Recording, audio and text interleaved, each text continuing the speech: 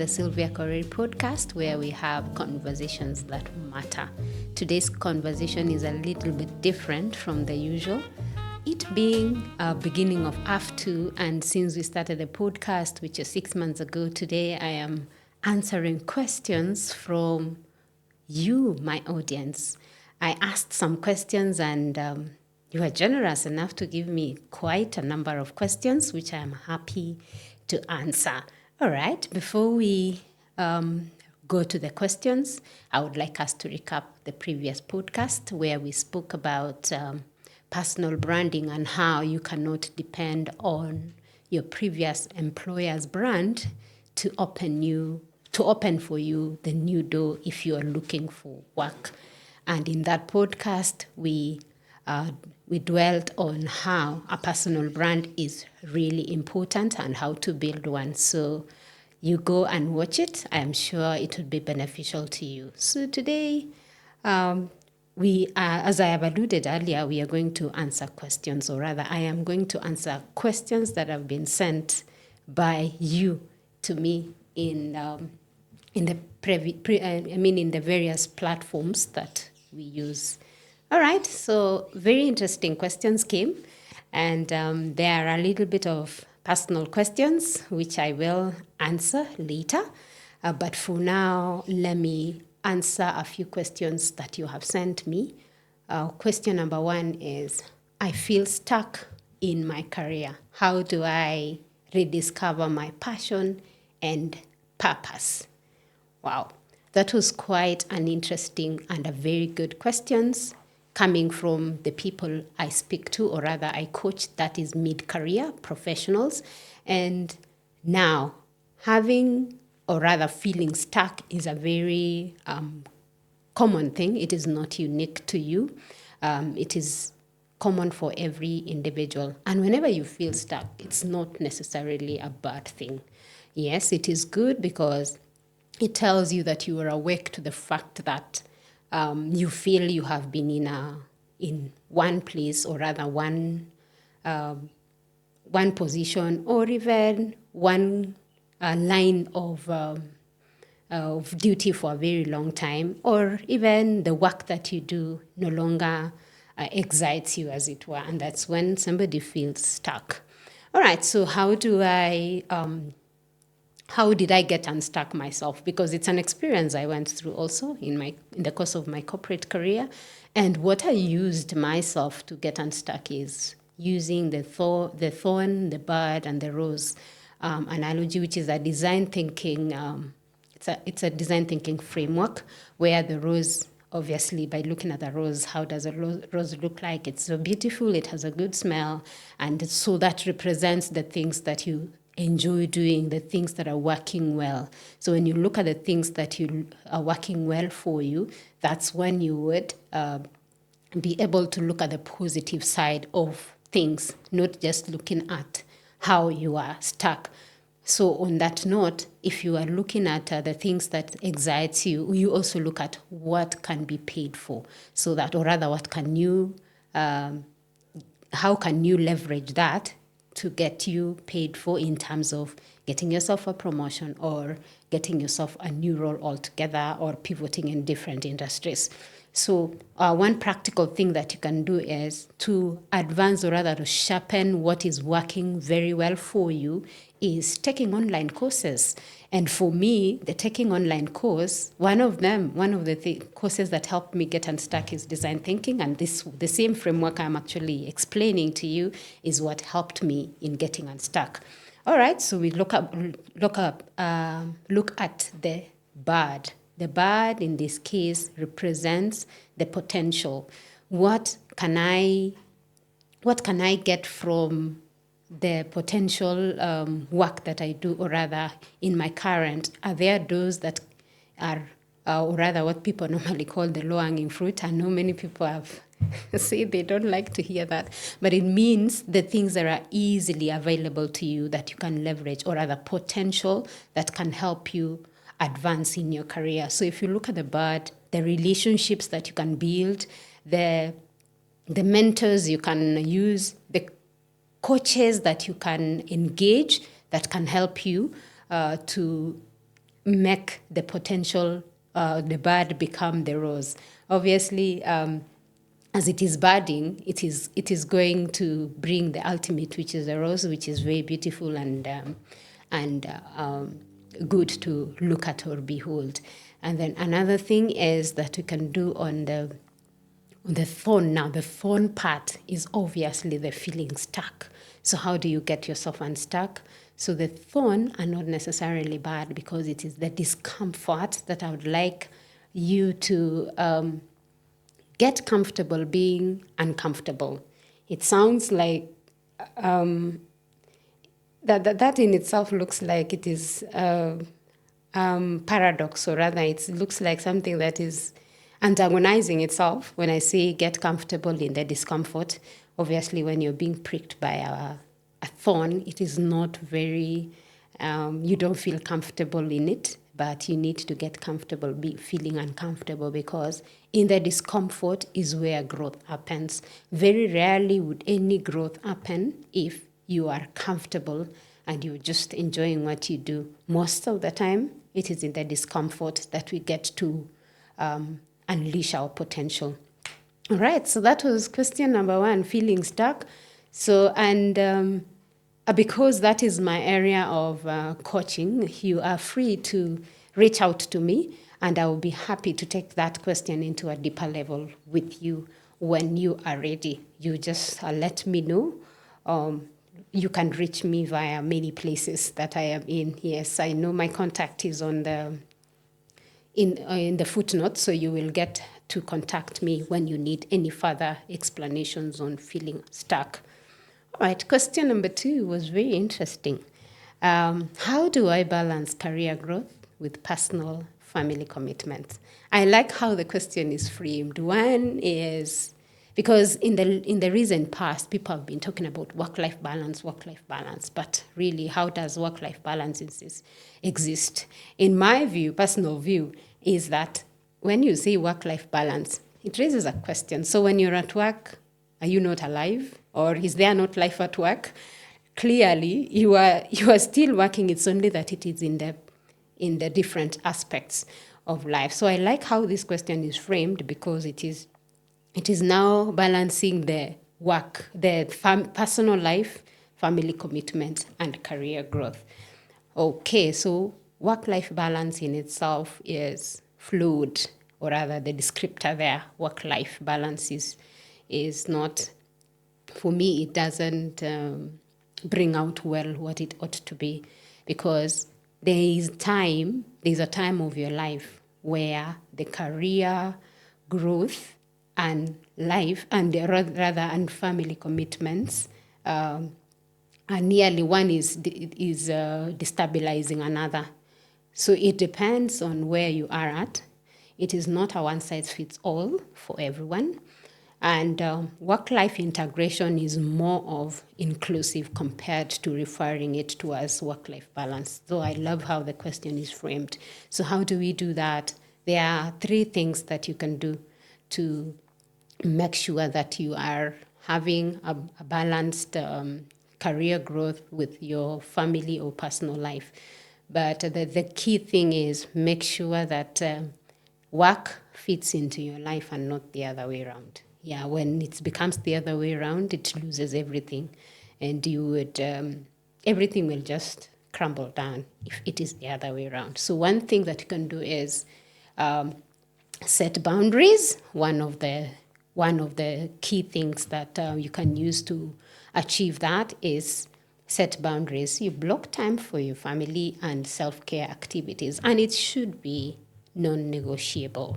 So that means when it is time for work, it is work, unless there is an emergency. Of course, that calls adaptability. There are times that you may want to really focus on work, but you have an emergency that you need to, so that you allow a little bit of adaptability to fit into the emergencies and the things that are more important, or rather urgent in that note. So another thing that you can use is negotiate flexibility. Yeah, explore other things that you can use, like compressed hours, like project-based roles, depending on where you are in life and what you want to do. I'm sure you can negotiate for better terms, for a win-win kind of outcome between you and your work. Okay, point number 3 is delegate. Delegate if possible. You cannot do everything on your own. So leverage on your ability, or rather leverage on other people who can help you at work if possible, and at home you can let other people do the work that can be delegated. Of course, not everything can be delegated, but delegate as much as possible the things that are fit in that category. And then another thing is focus on quality over quantity. Focus on high impact work rather than the very long work hours. Yes, so that is how you can balance by focusing on high impact work, like visibility, things that are creating impact, value driven kind of work. Yes, which contributes to the bottom line that everyone cares about, that the leadership of where you work care about, rather than the very long hours, because length of time does not necessarily translate in good work done. Okay, so question number 3.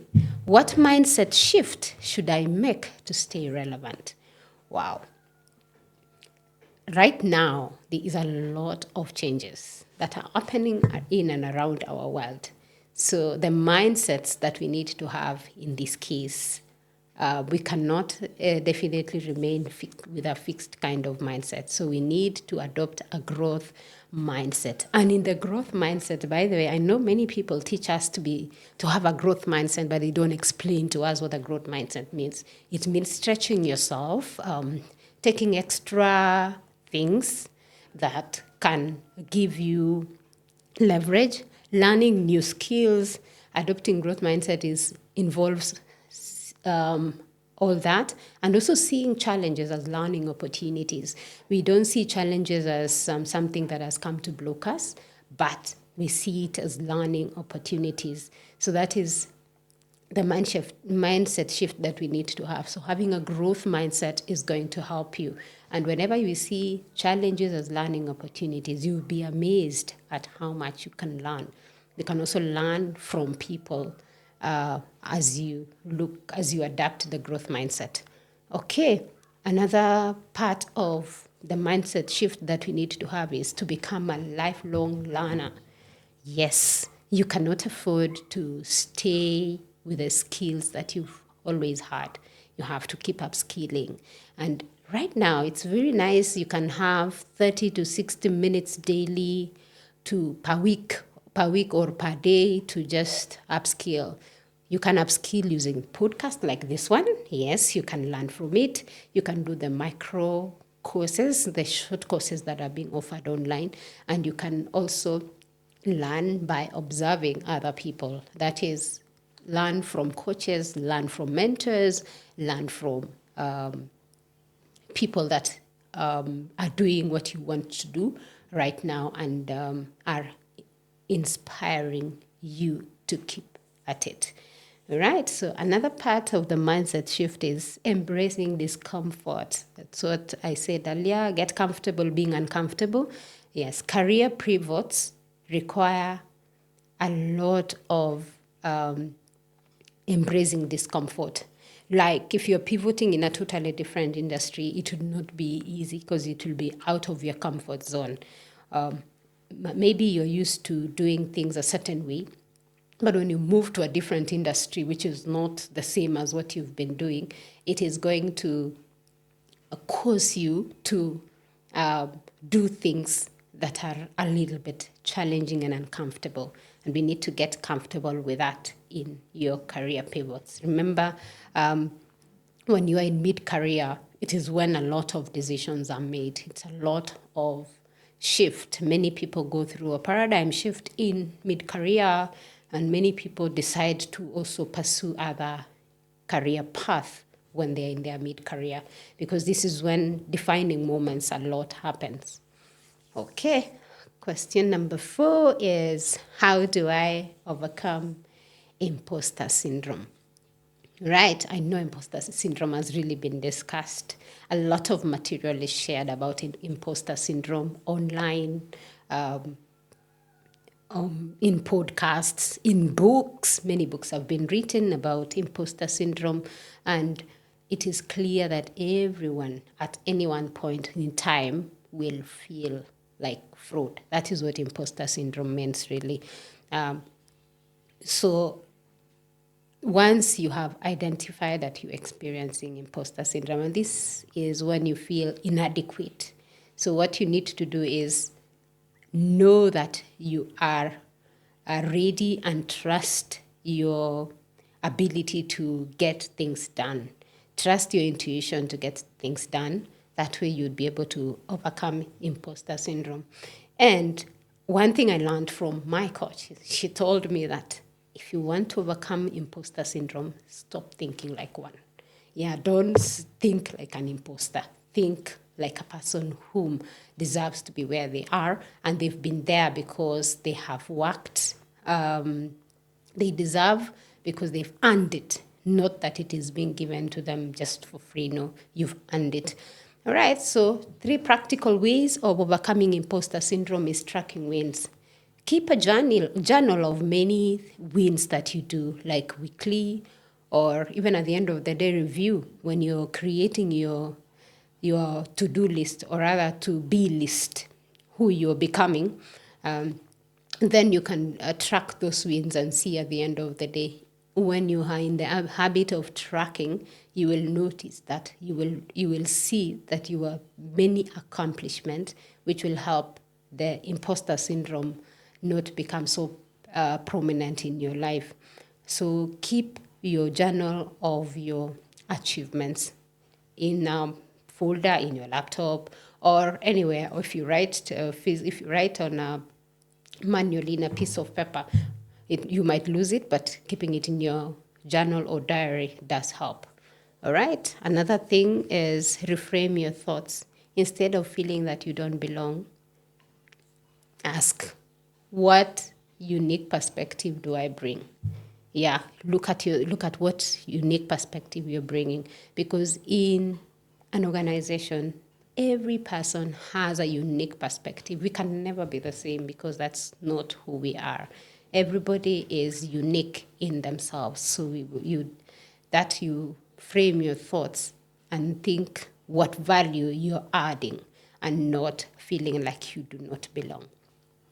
So those are self-limiting beliefs also that need to be addressed within your minds. So when you reframe your thoughts to positive and to see what you bring, it does help you overcome imposter syndrome. All right. Point number 3 is talk to other people. Talk to people who have overcome, whether they've faced imposter syndrome.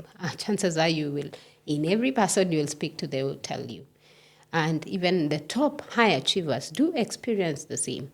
In fact, I learned this from a friend also, that the higher you go, it looks like the imposter syndrome comes in a different way. So it's something that we have to keep working on daily. It's a daily achievement. We cannot really arrive so much to the it's not a destination, it's a journey.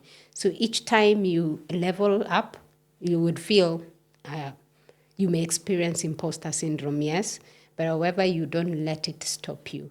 Leverage it. It's not necessarily bad to experience imposter syndrome. You can also use it to improve and get better at being yourself, not comparing with other people, comparing yourself with others, because the journey is different. It is yours, and people are different. We cannot be the same. All right, question number 5. What habits ensure self-improvement? Okay, habits is lifelong learning, as you said. Learn daily, if possible, learn weekly. Myself, I dedicated 30 minutes a day each. Actually, it was 4 days a week, 30 minutes of learning. And by the end of the time, I had so many learning hours and a lot of improvements that I could observe in my own life. So follow industry experts, and then also read books and follow thought leaders. By learning, apart from you taking the initiative to do your short courses, you can leverage that. Then networking is another thing that you can do to continuously improve yourself. Attend 1 to 2 events and to exchange ideas, if possible in-person meetings, or the online still avail much as long as you are focused on what you're getting. And then also capitalize on feedback. Ask feedback from peers and mentors on what you should start, stop, or continue. So those are the 5 questions you asked in terms of personal development growth. So the next set of questions is on professional growth. All right, so question number 6, what are the most valuable skills to stay competitive? Wow. Right now, the technological advancement is so rapid. Yes, and every skill, the skills we are using today might not be used tomorrow, sadly. But we look at the things that are the trends that are going on at the moment in our professional development. So there is the technical skills, there is the soft skills, or rather human skills, and then there is the hybrid skills, and that's what is seems to be gaining momentum. That is the hybrid skills. Right? Technical skills could involve data literacy, and then AI tools. Yeah, those data literacy and AI tools seems to be very, very up the trends at the moment. So like Excel plus the basic Python and AI tools like ChatGPT, Copilot, and any other AI tools that are being used. I noticed that ChatGPT is the most used, number 1 used tool, AI tool right now. And the early we adopt it and the early we leverage it makes us competitive. The other skills, the soft skill, the storytelling, the EQ, that's emotional intelligence, and cross-functional collaboration. Also leadership. Those are the skills that help you stay competitive. The hybrid skills, which seems to be gaining momentum, as I said, is having a domain expertise plus tech. Yes, so when you have your domain expertise plus tech, for example, let me just give an example, like marketing plus AI-driven analytics. So you cannot use the marketing that we were leveraging previously in the various industries is now being used together with AI to make decisions based on the analytics that we get. And that is what makes many organizations right now become highly competitive, because they are leveraging the domain expertise plus tech. All right, so tech in this case, obviously, we talk about AI. All right, question number 7. How do I negotiate for a promotion or a rise? Okay, negotiating for a promotion or a rise is not rocket science. Yes, it's not rocket science. It is, the decisions are made by human beings and they are not cast on stone. That is a fact. However, you cannot just say, I want to get promoted because I deserve it or because I've worked here for many years or something. No, that's not how we do it. There is a way of doing it, and that is part of what I teach my coaching clients. So for today only, let me share a few pointers that we use to do that. So in that case, what we can do to negotiate for a salary is you build a case. First, promotions are planned for. They are budgeted for. So you need to build a case and prepare for it like you mean it. Yes, prepare it like you're preparing for an interview. And quantify your achievements. Like, what have you done? An example, I have increased revenue by this percentage. You need to quantify what that means. Or I have improved processes that has led to revenue save of this much. Yes. Or I have cut down costs on mundane processes and has brought us revenue this, or it has saved us this many man hours, therefore freeing us to do 1, 2, 3, which is a value add to the organization, or spend more time with clients. So that is one way. Build a case when you are preparing for a negotiation. All right. Then you do your homework. What does the industry say about the salary that you have at the moment? So you need to do a benchmark. Do your homework very well, so that you are not just asking what is way below, which is self-sabotage, or you are asking which is so much and beyond the particular role that you're doing. However, that is based on case to case, because you could have brought so much that even what is offered in the market does not necessarily translate to what the kind of work you've been doing. All right. Then another thing is the timing. When does the organization you're in do the promotions? You have to do the timings. For example, you cannot just come middle of a quarter, an example, and ask for a promotion. But declaring or rather showing intention or sharing your thinking, or rather your desires, with the relevant persons matters. And then also another thing is you could ask for a big win during a budget planning cycle. Yeah, because as we said, promotions are budgeted for, they are planned for. They are not just given randomly. So prepare like an interview, do your homework well, and make sure you're doing it in the proper timing. Okay, question number 8. Should I pivot industries and how? The answer is yes. Why not? You need to, when there is need for you to pivot in industries. Because obviously in mid-career, like I said, people at that point have priorities have changed.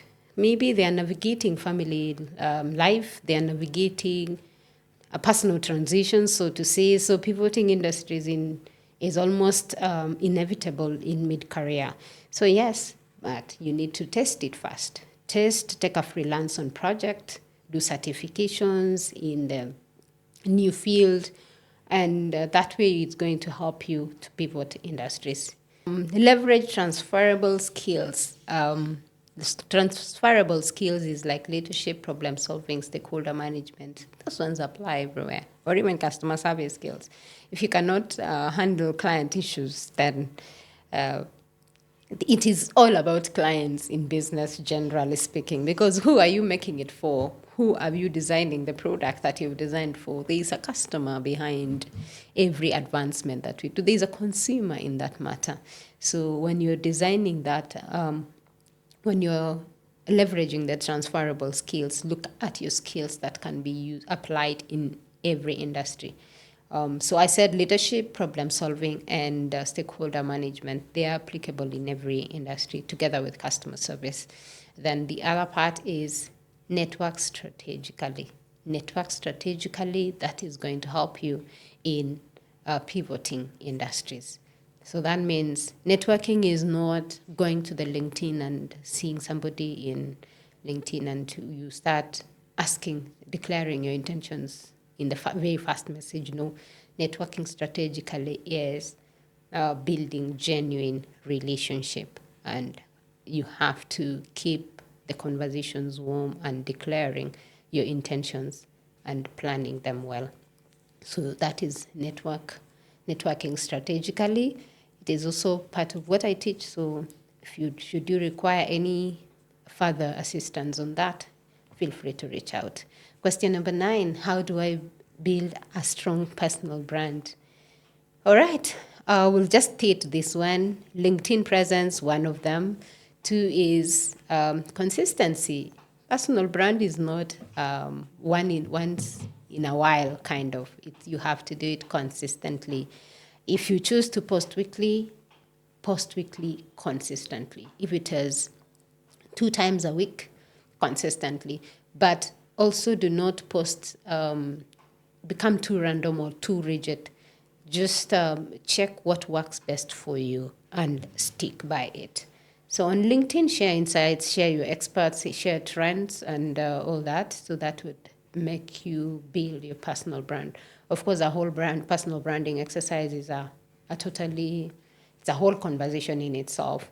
So you also niche your expert, position yourself as the go-to person in a specific industry. Yes, so if you are a coach, let's say, who are you coaching and at what level and what else, what in your coaching, what exactly do you do? That is for a person who is a coach. But for the person who is leveraging in, in employment, if you are a data analyst, you will be sharing your insights on data analytics, that way to stay visible as much as possible. So put yourself there as a to go to person, not as the expert, because nobody is an expert in the today's life that everything is advancing so rapidly. Okay. Next question is, how do I network effectively for a career switch? All right. So how do we do that? We do targeted outreach.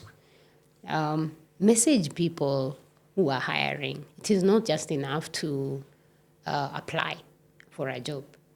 Follow up, or even before you put in your application, check, do your background check on or who is hiring and what industry. Is it a place that you really love? Then you can also request for a time with a person who you think they have, or rather they have achieved much according to what they share, or it is somebody you have observed their growth journey and you'd like to leverage it, so you can do the targeted outreach. Another one is give value first. Share resourceful information, introductions before asking for help. Etiquette matters. Yeah, you can, if a person comes to you today, then they've requested you for a connection request. Let me use LinkedIn as an example. Connection request, you have accepted. Next, they are already throwing you a brochure of what they sell. I'm sure that is a person you would not want to continue engaging, because they never bothered even to introduce themselves better. They want to sell you upfront without giving you any value. So you need to offer value first before asking for things. So it is not something for nothing. No, it is always a win-win kind of. It is, everybody wants to be engaged in a way that they would feel you're being helpful in that manner. All right? Leverage also alumni networks. This is often underutilized, but it is highly responsive if you reached out to the people that you knew from somewhere before, the people you worked with in the past, all that. You can leverage them so that you can be able to network properly before you do your career switch. Yeah, as I said, do your homework well. It is not just you appearing and asking for what you want. It is okay to be bold to ask, but there is a way of asking, in essence. All right. Next question is about AI. And this is a very, very heated topic. So I will try as much as possible to respond in my personal perspective and the trends that I have observed. So the question is, which jobs will AI replace and how do I future-proof my career? Which jobs will AI replace and how do I future-proof my career? One is the at-risk roles. Any job that is repetitive or rather mundane job, definitely that is what would be taken over by AI. And if it has not started, I'm sure it has already started. That is so true. And then, okay, but the jobs that are safe for now, It is the jobs that require human interaction, that require empathy, and that is an example is healthcare. Another part is creativity, that is design and strategy, or complex decision making. Obviously, in essence, we've talked about EQ, that is emotional intelligence, healthcare, and also in healthcare, that is, and then creativity, where you design, and then there's leadership, where there is complex decision making. So, in that case, if AI is about to replace, or rather, it's already replacing, you hear people saying that they are worried about AI taking over their jobs. It is a very serious concern, yes. However, we cannot just stay and wait for our jobs to be taken over by AI. What are you doing? Many people are learning AI, and many people are leveraging it, and they are doing extremely well with it. However, there is something that needs to be careful about the AI in itself. Is there is a potential of you over depending on it, meaning that you do not engage your thinking capacity, because that's what makes you uniquely human, is the ability to think. But if you delegate, or rather give AI to do the thinking for you, then there is danger in your brain, or rather, yes, your mind failing to continue growing, not growing in terms of size, but sharpening it. So, and our brain sharpness is trained by thinking. So if you are outsourcing thinking to AI, sorry to use the word outsource, then your brain will naturally, some brain cells will start dying, what is referred to as brain atrophy, which is a disease of the old. Really, when somebody is way advanced in age, then you notice that their thinking capacity reduces compared. So if you accelerate your brain atrophy, then that means then your quality of life deteriorates way when you're younger. So that is a part that I was doing my own research on, too much use of AI. So yes, AI, let's leverage it to do the part that is very important to make our work easy. However, let's not make it let's not make it to be our master. We need to make it a servant at all time. Okay, so what do I do? We need to upskill in AI collaboration. Yes, AI to remain as a collaboration tool and not the main tool. Collaborative tool. Use it, leverage it as a servant, not as your master. All right, so question number 12. What human skills will be most valuable alongside AI? There's critical thinking, emotional intelligence, and adaptability, and leadership. Those four. Of course, there are more than that, but I just picked those that are most important. Those are the top three as per the research also that I did and from my own experience. All right, so in creativity, AI still lacks original ideas. Why? Because it is you who still gives it prompts. An example, if you want it to help you in some research, you still have to give it who are they, what is their role. Okay, so you cannot just throw in questions the way you want.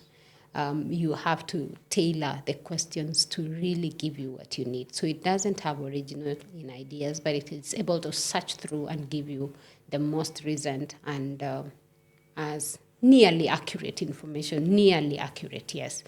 So the other part that AI is still not able is the ethical judgment. AI cannot navigate moral dilemmas, and so that's what we can still leverage as human skills that would be integrated with AI as we advance. Okay. Question number 13. How can I use AI tools to enhance productivity?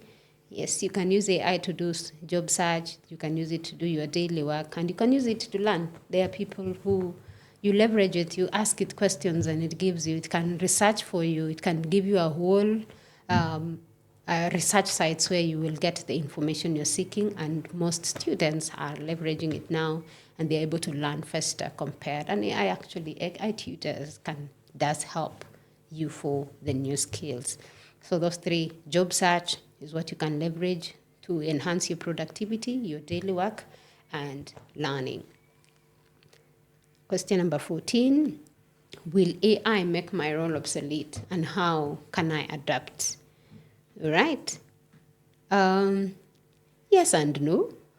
Yes, yes and no, but you need to audit your role. What are you doing daily? And what tasks do you think AI can do? So that means you have to audit your role and know what things can AI do and what you could, AI still can't take. I think that has also been answered in the previous questions that, as per what we have discussed. All right. So you need to pivot to higher value work, like focusing on strategy, relationship building, and oversight of AI. Obviously, there's a lot of studies that are going on AI outputs because it is not accurate, all the information that AI can give. An example, whenever you use AI, it always tells you AI can make mistakes. So if it is able to give you that information, then it can make mistakes. So that means there is need for you to oversee any outputs that you get from AI. Okay, so the next question is, what AI skills should I learn if I'm not in tech? What AI skills should I learn if I'm not in tech? The basics, the prompt engineering. Like I said, when you're using AI, you need to ask the questions and give it the proper prompts on how are they to respond to you, how is AI supposed to help you. So you need to craft effective AI queries. That is not for tech, it is for everyone right now. Okay, and the tools that we need to use is the tools are the no-code AI platforms, like in Canva's AI design, which can be used for that. So anybody can use Canva at the moment. When the ChatGPT itself is being used by anyone, and it's not. You don't need to be tech for you to learn AI. So, and then the other part is the industry specific. Learn how AI impacts your field. If you learn, the better for you. And this is going to give you predictive analytics. For example, you'll be able to know up to what extent in my role can AI take over. And that way you'd be able to prepare yourself by learning. And it is something that I keep seeing, that AI is not going to take your job, but a person who leverages AI is going to take over your job. Well, yes and no. A reason why it's a yes and no is AI right now, in the way it's advanced, we know what we know at this point, but we don't know what's happening in the future. AI keeps improving. And recently, I was having a conversation with some friends about AI, and I think I watched something on AI, of course, on the internet, and the fact that whenever a person dies, a human being dies, all the information they had is erased, because if they had not packaged it in a book or something, of course, and you cannot write everything about what you know. You write to some extent. You cannot write everything. If they die, then that means all the information that they had, the technical know-how and everything goes with them.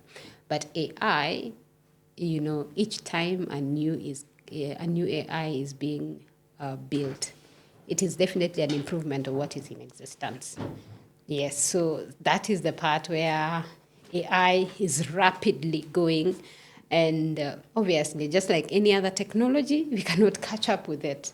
We can only go as much as what we can do as a human being. So we better, as AI improves, it is better for you to improve on yourself as a person, because you cannot catch up with the technological advancement. That is an addition on the side. All right. So the next question is, how do I leverage AI for job search? Yes, we can leverage it by in interview prep. You can actually use AI to help you prepare for an interview, and it can help you to how to network, prepare you tools that you can use, you how to network, And of course, don't forget to put your own voice after you have learned that from AI. And then also, you can use AI to optimize your resume or your CV. So those are the things that you can use on AI to search for a job.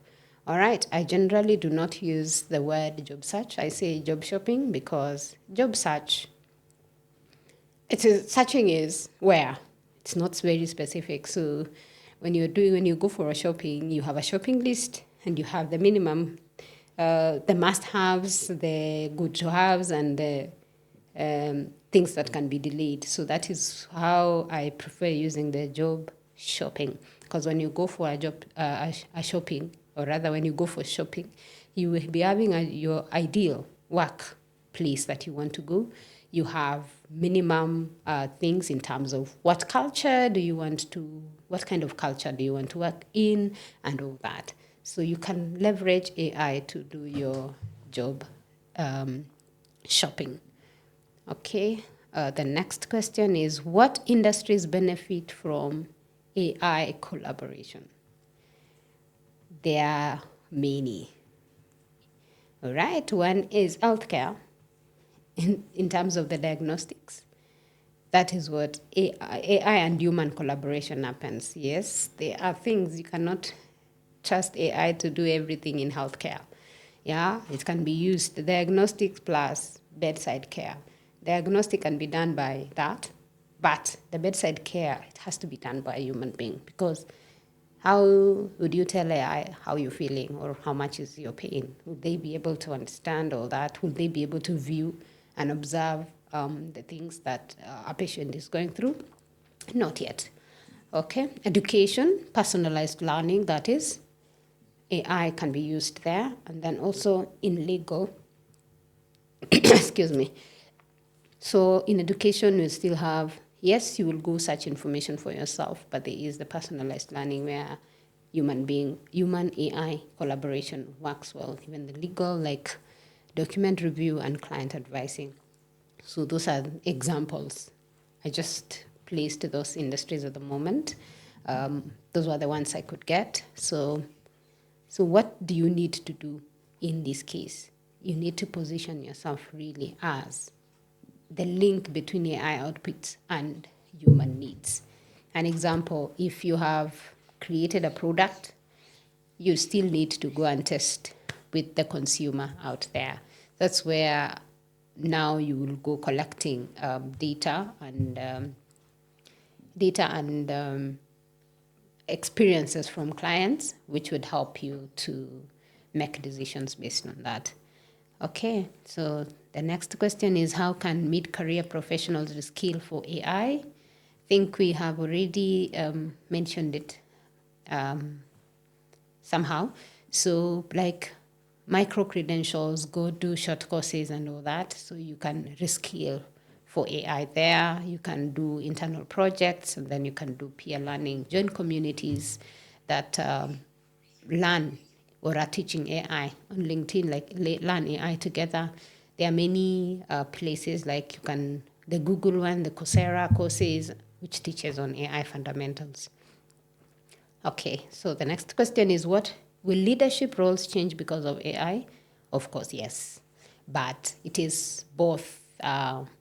It is hybrid, leading human plus AI. So that means you really need to have our skills augmented with AI. So you need to develop skills in AI, governance, and change management. So those are the things that are bound to happen due to AI. The next question is, how do I stay relevant when AI evolves faster than I can learn?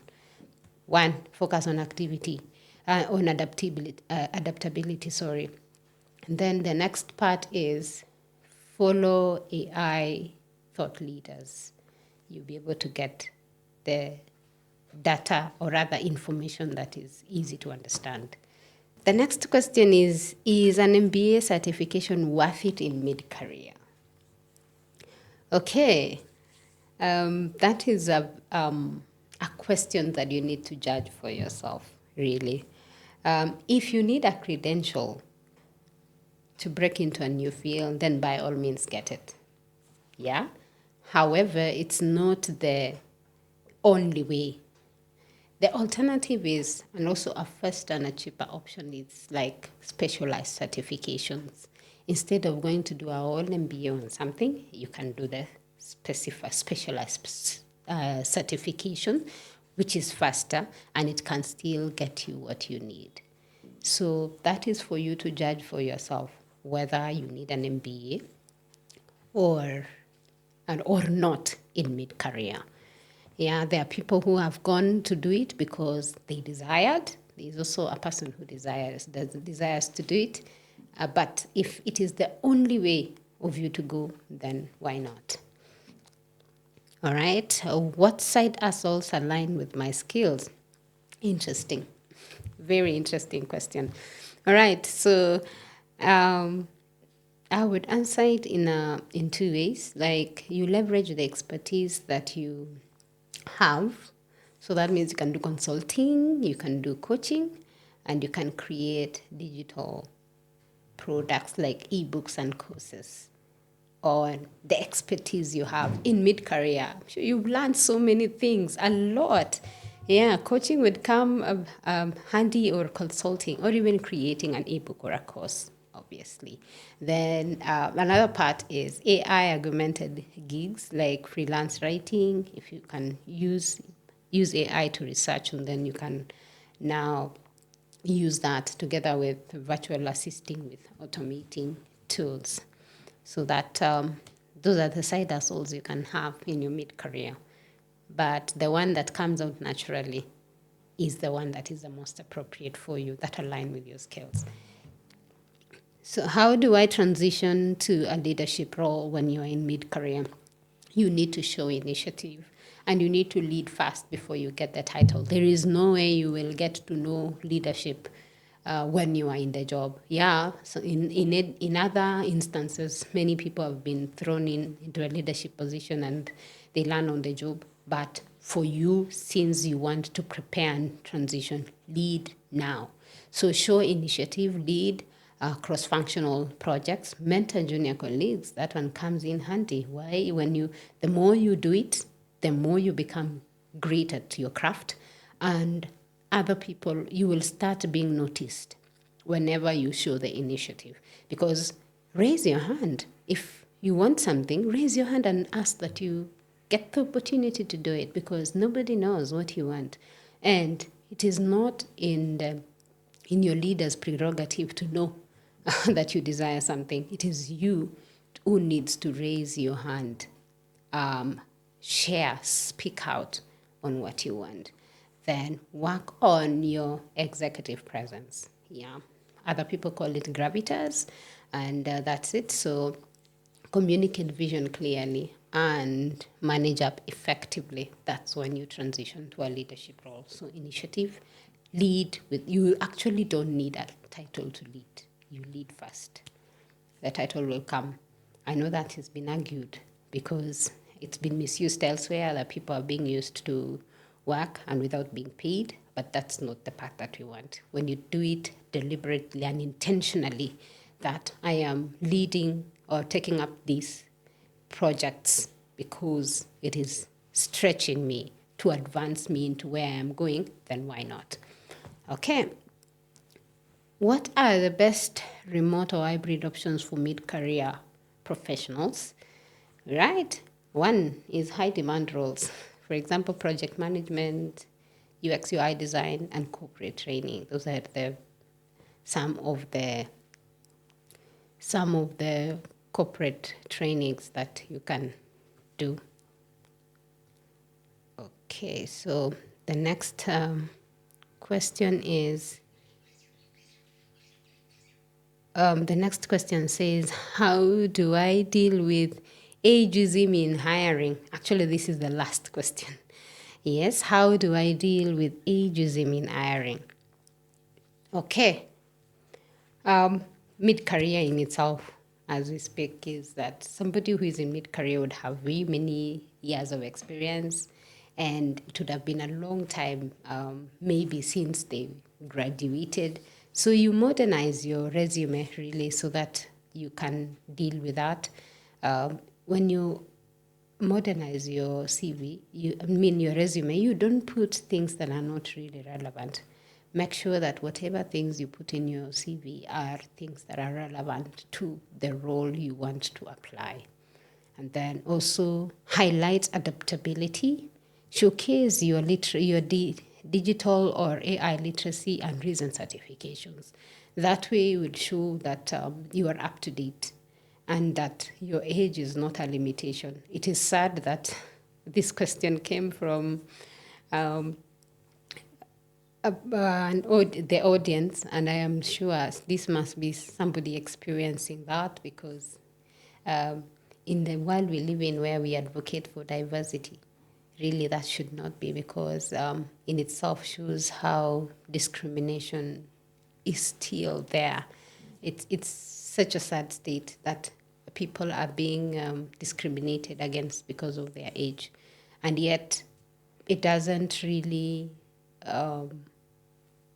It's not age. It should not be a limiting factor. So the other part is target age diverse employers like startups, scaling up, or nonprofits, valuing experience here. So you can leverage on those aspects that do not necessarily put the age as an impediment in some you getting the job. Well, it's a very tough kind of situation to be in. So in summary, what I would like to highlight is that you need to clearly sort of be ready, be future ready, by upskilling, by doubling down on irreplaceable human skills, and by building a resilient network. So that means continuously improve as a human being. As technology advancement improves, it is only us which will make the AI to replace us, because if we decide not to grow AI, the kind of advancement that AI is getting through right now is unstoppable, and that is a reality that is out there. And just as I said that AI, we cannot catch up with AI, and you cannot compete, because they are designed to meet a particular need. And you as a human being, you can only be human. You cannot be AI. So we better improve on us continuing with our building ourselves as human beings and becoming better at being human. Otherwise, then AI will take over what we are doing. So thank you very much for the questions. It was quite something, and I am so happy and grateful to have presented the questions to you as you had asked my audience. So if there are any other questions that you'd like me to address, I am happy to handle in the next 6 months. So I'll make it to be every half year. So maybe in December week, we'll handle other questions in future.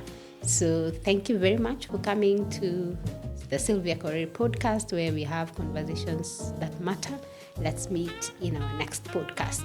Goodbye.